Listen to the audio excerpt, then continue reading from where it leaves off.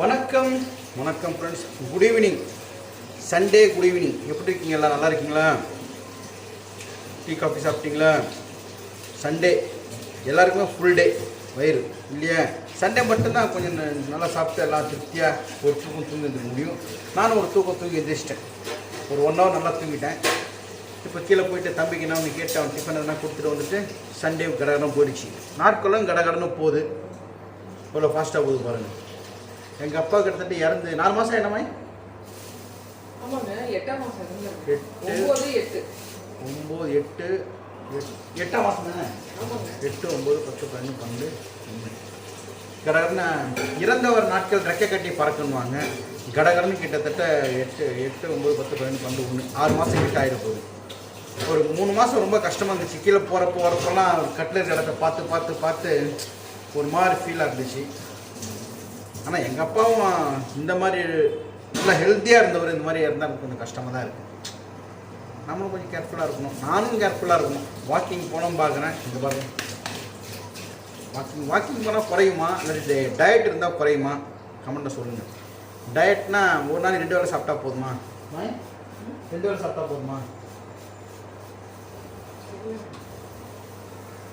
நம்ம 2 பேரும் யாருன்னா சொல்லணும். அவங்க கேட்குறாங்க. உடம்பு கொஞ்சம் குண்டாயிடுச்சு. நடுவில் கொஞ்சம் வாக்கிங்லாம் போயிட்டு ஒரு 4 கிலோ 5 கிலோ கடகடன்னு கம்மி பண்ணேன். எனக்கு சொன்னது யாருன்னா நம்ம ரோபோ சங்கருடைய ஒய்ஃப். அவங்ககிட்ட நல்லா பேசுவாங்க. வெளியே ஃபேன் இருக்குது, சத்துக்கு பரவாயில்ல. அவங்க சொல்லி கரெக்டாக போன நடுவில் எங்கள் அப்பா இறந்துட்டார். உடம்பு சரியில்லாமல் போச்சு, இறந்தார். அதில் அப்படியே மிஸ் ஆகிடுச்சு, விட்டாச்சு. மறுபடியும் கொஞ்சம் வெயிட் போட்டேன். தெரிஞ்சுங்க, நல்லா வெயிட் போட்டேன். ஓகே, கீழே போகலாம் வாங்க. தக்காளி வெங்காயம் இருக்கா? சரி, ஓகே. கடைக்கு போயிட்டு தக்காளி வாங்கி வந்துடுறேன். போனேன் நிறைய வாங்கிட்டு வந்துட்டீங்கன்னா அது என்ன ஒரு 4 நாள் அழிக்க போகும். 1 கிலோ வாங்கிடுறேன். 1 கிலோ வாங்கிடுறேன். இங்கே பாருங்க, இன்னைக்கு ரொம்ப நாள் கழிச்சு விக்கை வந்து துவச்சி போட்டேன்.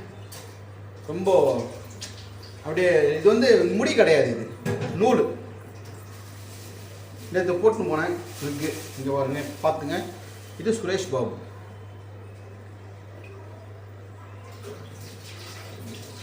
இது டிஆர் சுரேஷ். நல்லா இருக்குங்களா? வாஷிங் மிஷினில் போட்டால் பிடி போடுறதுங்க. உங்களுக்கு எதனா வித்தியாசம் தெரியுதா? நான் இந்த விக்கு வச்சு உங்களுக்கு இது எனக்கு ஆக்சுவலாக ரியல் முடி தான் எனக்கு வந்து நல்லா இருக்கும் டான்ஸ் ஆடுறதுக்கெல்லாம். இதை நான் டாக்டர் போய் எப்போ கைண்டு போய் தனியாக முந்து பயமாக இருக்கும். ஆடியன்ஸ் மேலே விட போகுது. லைட்டாக தான் ஆடுறேன். டண்டனக்கா டனக்கனக்கா இப்படி ஆடுறேன் இல்லையா? ஓன் ஹேர் இருந்தால் ஒன்றுமே ஆகாது. இது வந்து விக்கு. ஆனால் எனக்கு கரெக்டாக இருக்கா? இப்போ தூரத்துலேருந்து நீங்கள் பார்க்குறீங்க, என்ன விக்கு மாதிரி இருக்கா ரியல் ஹேர் மாதிரி இருக்கா சொல்லுங்கள். ஓகேங்களா? அப்படியே கடைக்கு போகலாமா? வாங்க, அப்படியே கடைக்கு போகலாம். கண்டுபிடிக்காங்க. ஆனால் உத்து பார்த்தா கண்டுபிடிச்சிருவாங்க. என் மூஞ்சி பாரு, கோச்சு போட்டு கிளீனாக இல்லை. போயிட்டு வந்துட்டா புசுன்னு அடிச்சு. எதில் நான் தோச்சேன்னு சொல்லிடுறேன். சர்ஃபெக்ஸில் ஊற வச்சிட்டேன். முடி தான், இது முடி கிடையாது. இது நூல், கருப்பாக இருக்கிற ரயான் நூல். ஒன்றும் இல்லை, அப்படியே அலசி அப்படியே காய போட்டேன். அது வந்து இது இந்த குண்டா இருக்கு இல்லையா? இந்த குண்டா மேலே வச்சுட்டு காய வச்சிட்டேன். அவ்வளோதான். சரி, நான் கடைக்கு போயிட்டு தக்காளி மட்டும் வாங்கி தர்றேன். என்ன வேணும்? ஓகே, சூரியோடைய லுங்கி பனியன்லாம் வாஷிங் மிஷினில் போட்டாச்சு. சூரிய என்ன பண்ணுறான்? சூரிய என்ன பண்ணுற? உட்கா என்ன பண்ணுற? சப்போர்ட்டு ஏன் ஸ்டூல் வச்சுக்கல? சப்போர்ட்டுக்கு சைடில் ஸ்டூல் வச்சுக்கோ. முது வலிக்க போகுது. சரி சரி, இதோ வரேன். தக்காளி உனக்கு தோசை வேணுமா இட்லி வேணுமா? சூப்பர். சூரியெல்லாம் இந்த மாதிரி உட்கார முடியாது. சப்போர்ட்டாக உட்கார கை 2 கை விரிச்சு உட்காராங்க. குட் பாய், குட் பாய். சூரிய இழைச்சிட்டால அவன் வேலையை அவன் ஓரளவு பார்த்துக்கிறான். இல்லாட்டி இந்த மாதிரி உட்கார மாட்டான். அப்படியே சாஞ்சி ஊந்துடுவான். கடை கொண்டு வந்துட்டேன். இந்த வந்துடுறேன். அதுக்குள்ளே இதாகிடும். உருகி உருகி போனதடி.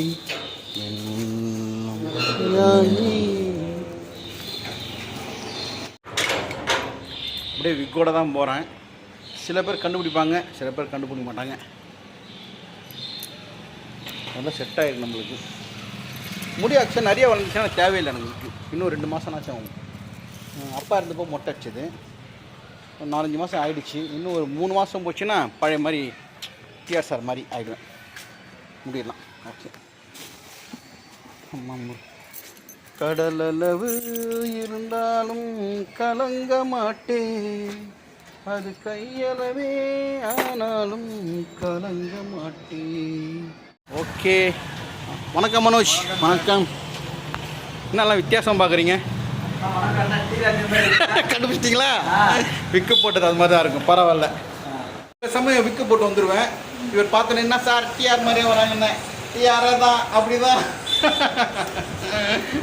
வணக்கம் மாஸ்டர். Super sir. இன்னி தான் சார் ஃபஸ்ட் டைம் பார்க்குறாரு. எப்படி சார் இருக்கு? அருமையாக இருக்குது. டிஆர் சார் மாதிரி இருக்குல்ல. இவங்களுக்கெல்லாம் தெரியும், இப்போ இருக்கிற பசங்களுக்கு தெரியாது டிஆர் சார் யாருன்னு. இந்த மாதிரி நாங்கள் இவருக்கு நம்ம மாஸ்டர் என்னோடய ஏஜில் இருக்கும் ஒரு நல்லா தெரியும். ஓகே, வீட்டுக்கு போகலாம் வாங்க. ஓகே, இங்கே ஒரு கடை இருக்குது. தக்காளி ஆப்பிள் சைஸில் இப்போ ஒன்று கிலோ இன்றைக்கி வந்து தக்காளி 30 ரூபா. பெருசு பெருசாக இருக்குது. அங்கே சின்னது. வணக்கம் வணக்கம் தம்பி, நல்லா இருக்கீங்களா? இன்னும் ஒரே தக்காளி, வேறு ஒரு தக்காளியா?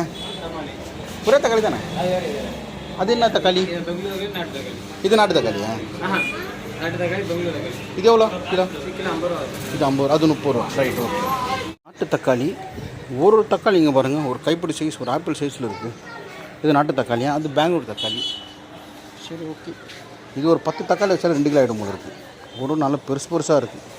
இங்கே பாருங்கள், நான் எடுத்துட்டேன். இங்கே பாருங்கள், ஒரு ஆப்பிள் சைஸ், ஒரு கைப்பிடி அப்படியே வருது பாருங்கள். 2 கிலோ எடுத்துன்னு இருக்கேன். என்ன மைதிலியே என்னை நீ காதலியே அட தரணானே தானே தன்ன தரணானே தானே. சுரிஸ் இன்னைக்கு சிம்பு போ கியா சொல்லு. டே தம்பி நல்லா இருக்குதே. நாளைக்கு பாடாய மச்சி சொல்லு. அட மச்சி பட்ட வாழக்கா வாழக்கா பச்சி நல்ல தலையாட்டு. டண்டனக்கா நல்லா இப்படி ஆடுது. இப்படி டனக்கட்டா நல்லா நல்லா மொல்ல மாட்டு டனக்கட்டாக்கணும் டனக்கட்டாக்கணும். நல்லா இருக்கா கேளாங்களா? ஸ்வீட் நல்லா இருக்குங்களா? இங்கே பாருங்க, செம்மையா இருக்கான். ஏ தம்பி, என் பேர் சொல்லு. பையன் பேர் சிம்பு, வெச்சிக்காத கொம்பு. சிம்பு பாப்பா பாபுவா சுத்துவ கம்பு. என்ன நீ நம்ப நம்ப அவ்வளோதான் அவ்வளோதான். சூரியன் நல்லா இருக்குங்களா? நான் போட்டுதான் போடணும் சொன்னா தான் போட்டு விட்டேன். சூரியன் ரைட்டர் தலையாடு டண்டனக்கா இப்படி இப்படி டண்டனக்கா நக்கா. பின்னாடி நான் ஆடுது அப்படி போடு போடு போடு. நல்லா இருக்குங்களா சூரிக்கு? ரைட். போடு போடு போடு. இதுதான் அவன் கொடுக்குற சந்தோஷம். வேறு ஒன்றும் பெரிய சந்தோஷம் அவங்க கொடுக்க முடியாது. டிஆர் கிட்ட போய் சூரிய எப்படி இருந்துச்சு சொல்லுங்க சொல்லுங்க, சொல்லிதான் பாருங்க. மேனி அம்மா அப்பா நல்லா கேட்டியா? சரி, அம்மா அப்பா நல்லா இருக்காங்களா? அப்பா அம்மா நாளைக்கு இன்னைக்கு காப்பி ஒத்துக்க மாட்டேன் தானே. வாங்க, கை வலிக்குது. தொண்ணுக்கு வாங்க வாங்க தொண்ணுக்கு பாய் சிக்காபா. ஆமா ஆமா ஆமா பாய் சிக்காபா. தாயாய தஞ்சியே தாயாய தஞ்சியே உணவும் நீரும் தினம் தந்த தெய்வமே என்றும் உமக்கே நான் சொல்லுவோம்.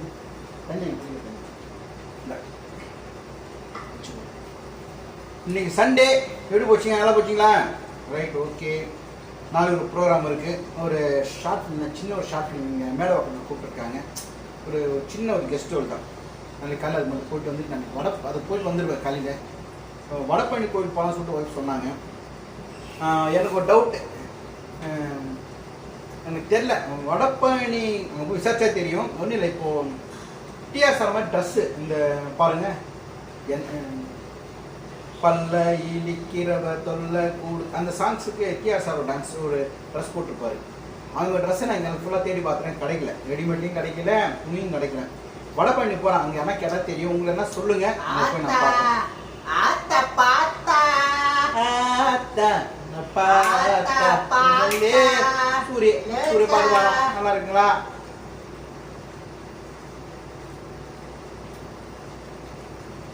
போங்க எல்லாரும் போங்க. ஆத்தா போயிட்டா, தங்கிட்டு போயிட்டா, எனக்கு ஒன்று போறதுக்கு ஒண்ணு தாயே, நீ தான் தாய் இருக்க. ஏடையில இருக்கு ஆக்சுவலாக சின்ன வயசுல டிஆர் சார் தங்கை கோரிக்கை இதெல்லாம் படம் பாருங்களேன், வேற லெவலில் இருக்கும். ஒரு காலத்தில் வந்து இப்போ இருக்கிற பசங்களுக்கு தெரியுமா தெரியாது, ஒரு பக்கம் டிஆர் சார், ஒரு பக்கம் பாக்கியராஜ் சார், மௌன கீதங்கள், மைதிரி என்னை காதலி. இந்த பக்கம் வந்து தங்கை கோரிக்கீதம், அப்போ மௌன கீதங்கள்.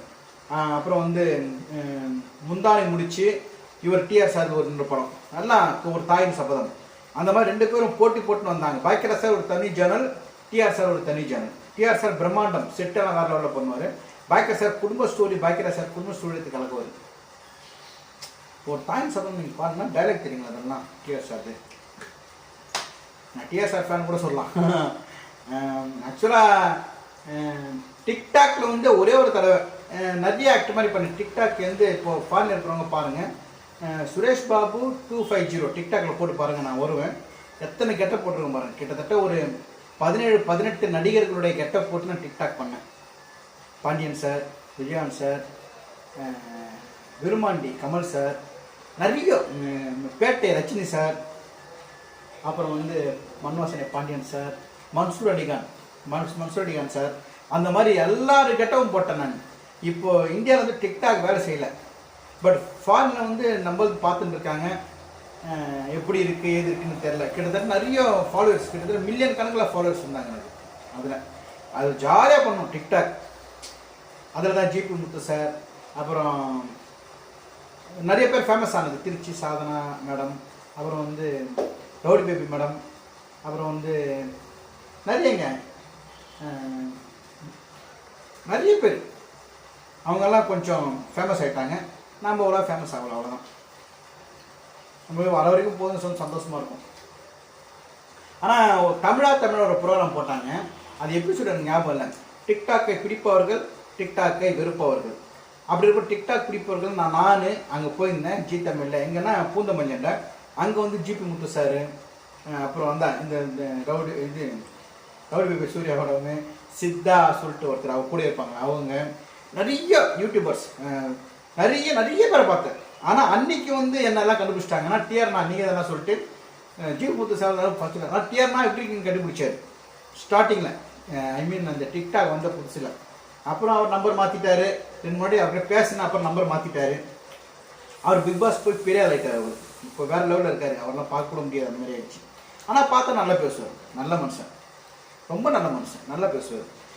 அவங்க ஒய்ஃப் வந்து ஒரு மாற்றுத்திறனாளி லைஃப் கொடுத்து நல்லா வச்சுருக்காரு இல்லையா, இன்னும் பாராட்ட வேண்டிய விஷயம். அவரை பற்றி ஏகப்பட்ட நெகட்டிவ் கமெண்ட் வந்தாலும் இட்ஸ் ஓகே, குட் பர்சன். சரி கொஞ்சம் வெயிட் பண்ணுங்க, ஊருக்கு வந்து சொல்லுங்கள், கொஞ்சம் வெயிட் பண்ணுங்க. அந்த ஜி தமிழில் அந்த எபிசோட் சுத்தமாக ஞாபகம் இல்லை. அந்த ஃபோட்டோஸ் இருக்கு, நாங்கள் ஜிபி முத்து சார் நான் எடுத்த ஃபோட்டோஸ் இருக்குன்னு நினைக்கிறேன். அதுதான் நான் தமிழில் போடுறேன். அது எந்த எபிசோட் சுத்தமாக ஞாபகம் உங்களுக்கு தெரிஞ்சால் சொல்லுங்கள். தமிழா நானும் பேசியிருக்கேன். அதில் டிக்டாக்கை பிடிப்பவர்கள் சொல்லிட்டு நான் பேசுகிறேன். ஆனால் அதில் வந்து கழுவி ஊற்றுனாங்க எங்களை. என்னாச்சுன்னா கரு பழனியப்பன் சார், அவர் பேர் நாங்கள் மறந்துட்டேன். அந்த தமிழா நடுவில் இருந்தார் கரு பழனியப்பன் தானே, அவர் தான். ஒரு பிரேக் கோசரம் அவர் வந்து எங்கே போயிட்டாரு, கேரவனில் போயிட்டாரு. நாங்கள் வந்து இந்த பக்கம் உட்காந்துருந்தோம். அப்போது ஒரு ஆங்கர் வந்தாங்க. நாங்கள் இந்த ஜிபி முத்து நாங்கள்லாம் ஒன்றா உட்காந்தோம். நீங்கள்லாம் வந்து டிக்டாக் பண்ணுங்கள், உங்களுக்கு என்னென்ன சாங்ஸ் வருதோ இந்த ஸ்டேஜில் நீங்கள் பண்ணுங்கள் சொல்லிட்டு அவங்க போயிட்டாங்க. இந்த பக்கம் வந்து டிக்டாக் பிடிக்காதவங்க வந்து அந்த பக்கம் ஒரு 20-25 பேர் உட்காந்தா. நாங்கள் சொன்னோன்னே எங்களுக்கு சந்தோஷம். நான் ஒரு பக்கம் வீடியோ எடுக்கிறேன், ஜிபி பக்கம் வீடியோ எடுக்கிறாரு. நாங்களாம் அத்தனை வேலை ஜாலியாக வீடியோ எடுத்துன்னு ஸ்டேஜில் அவங்களும் பண்ணிருந்தோம். அது முடிஞ்சப்பறம் தான் ஸ்டார்ட் ஆச்சு. அப்போது ஆப்போசிட்டில் சொன்னாங்க, நல்லா கழுவி ஊற்றுனாங்க எங்களை. இங்கே வந்து டிக்டாக் பண்ணுற பேரில் அப்ளேம் பண்ணுறாங்க, ஊரை கெடுக்கிறாங்க, நாட்டை கெடுக்கிறாங்க சொல்லிட்டு பயங்கரமாக திட்டினாங்க. முக்கியமாக நான் வந்து திட்டுவாங்க. நாங்கள் வந்து நெகட்டிவ் கமெண்ட்ஸ் சொல்கிறதுக்கு காரணம் இவங்க தான், ரவுடி பேபி சூர்யா தான். அவங்க வந்து கொஞ்சம் மாடலாக டிசைனாக பண்ணுறதில்ல, இவங்க வந்து சரியாக பண்ணுறதில்ல, அப்படி இப்படி பண்ணுற ஒரு இதுவாக போச்சு. ஆனால் திட்டு நாங்கள் தான் நிறைய வாங்கினோம். அதில் வந்து நடுவராக வந்து பேசுனது, நடுவர்னா ஒரு சீஃப் கெஸ்ட்டாக வந்தது வந்து லயா மேடம் சொல்லிட்டு ஒருத்தங்க இருந்தாங்க, டிக்டாக்ல ஃபேமஸ் ஆகும். அப்புறம் வந்து ரோபோ சங்கர் சாருடைய ஒய்ஃப். ஃபஸ்ட்டு நான் அப்போ தான் அவங்கள பார்க்குறேன். நான் கும்பலில் உட்காந்து வந்து நேரம் வந்து எங்கிட்ட பேசினாங்க. சுரேஷ் பாபு சார் எப்படி இருக்கீங்க, தம்பி எப்படி இருக்காங்க. ஃபஸ்ட் டைம் நான் ரோபோ சங்கர் ஒய்ஃப் அப்புறம் பேசினேன். அப்புறம் வாரத்துக்கு ஒரு தடவை மாதத்துக்கு ஒரு தடவை ரொம்ப நேரம் பேசுவாங்க என்கிட்ட. நல்ல டைப். சூர்யா ரொம்ப கேட்பாங்க, வீட்டுக்கு வர சொல்லிடுறாங்க. அப்போ அவங்களாம் டிக்டாக்கு சப்போர்ட்டாக தான் பேசினாங்க. எங்களுடைய ஒரு திறமையை டிக்டாக் மூலமாக வெளியே கொண்டு வந்தது டிக்டாக் தான் சொல்லிட்டு இதை பற்றி நாங்கள் பேசுகிறோம். ஸோ சாதகம் இல்லாமல் பாதகம் இல்லாமல் உடம்பு முடிஞ்சு போச்சு. சாயங்காலம் ப்ரோக்ராம் 6 மணிக்கு ஸ்டார்ட் ஆகி நைட்டு 12:30 1 மணிக்கு முடிஞ்சுது. பெரிய ப்ரோக்ராமு அப்படியே ஷார்ட் பண்ணி ஒரு 40 நிமிஷம் முடிச்சிருக்காங்க. அந்த ப்ரோக்ராம் உங்களுக்கு தெரிஞ்சால் சொல்லுங்கள். ஜி தமிழில் எந்த எபிசோட் ஞாபகம் நடக்குது, அந்த ஸ்டில் எங்கிட்ட இருக்கு. நான் நீங்கள் இருந்தால் தமிழில் போடுறேன் பாருங்கள். ஜி தமிழ் தமிழா.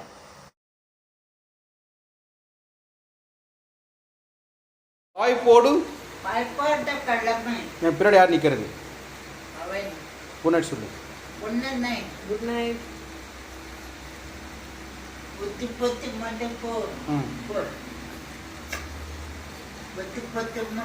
அந்த டெய்லி அந்த பாட்டு என்ன பாட்டு சொல்லு. மந்திரம் கிடையாது, பாட்டு. பொத்தி பச்ச மல்லிய முட்டு